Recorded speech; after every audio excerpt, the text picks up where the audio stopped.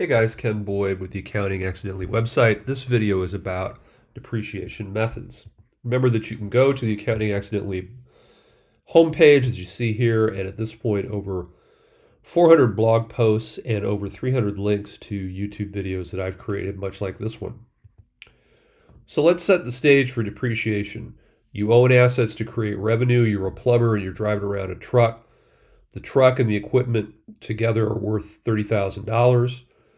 As you do work to create revenue, the value of the truck and the equipment decline, and we record depreciation expense because the value of the assets decline. So that's sort of setting the stage.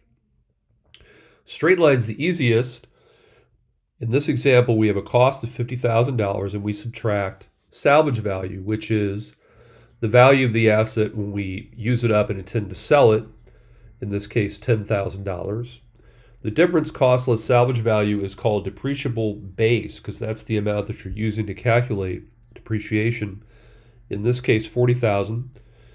With Straightline, we divide it by a useful life of 10 years and we come up with an even amount each year. Annual depreciation is $4,000 and we do that each year for 10 years. That's Straightline. Double declining balance is more complicated, and I have it in italic at the top of the page. The key is to stop depreciation at salvage value. You'll see what I mean in a minute. So we do it in 3 steps. We take the straight line rate as percentage. So if we're depreciating evenly over 4 years, that would be 25% a year.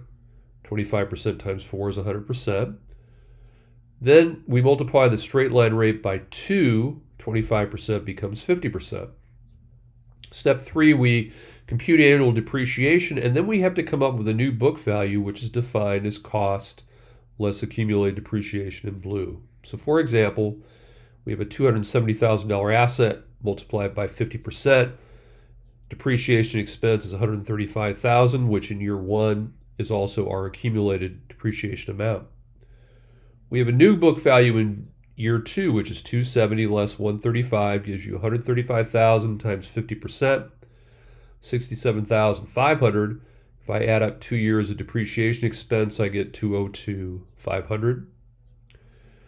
New book value year 3, 135 less 67,500, we get 67,500 times 50%, 33,750. If I add up the 3 years of depreciation expense, I get a new accumulated depreciation amount of 236,250. Now, the tricky part in year 4. We start off with a book value of 67,500 less 33,750, but we have to stop at salvage value. Why? Because you're going to sell the asset and get cash at salvage value. So we only depreciate in year 4 $3,750 to get to $30,000 salvage value. So that is an odd thing about double declining balance method. Finally, the one that's the most unusual is activity-based accounting for depreciation. Now in this case, this happens when we have variable production that may vary a lot, and we want to tie depreciation expense to the amount of production a year, which could vary up and down a lot. So how do we do it? I'm using the same numbers from straight line depreciation, $50,000 cost less $10,000 salvage value. I get a depreciable base cost less salvage value of $40,000. Then what I do is divide it by units expected to be produced over the life of the asset, 100,000 units, $40,000 divided by 100,000 units, A divided by B is 40 cents. And so what I do each year is I multiply 40 cents times the number of units produced, in this case 40,000, and annual depreciation in this year is 16,000. If production goes way up, more depreciation. It goes way down, less depreciation. But we're basing depreciation on the total units we expect when we use up the entire asset. So when we produce 10,000 units, the expectation is the asset will be fully depreciated at that point.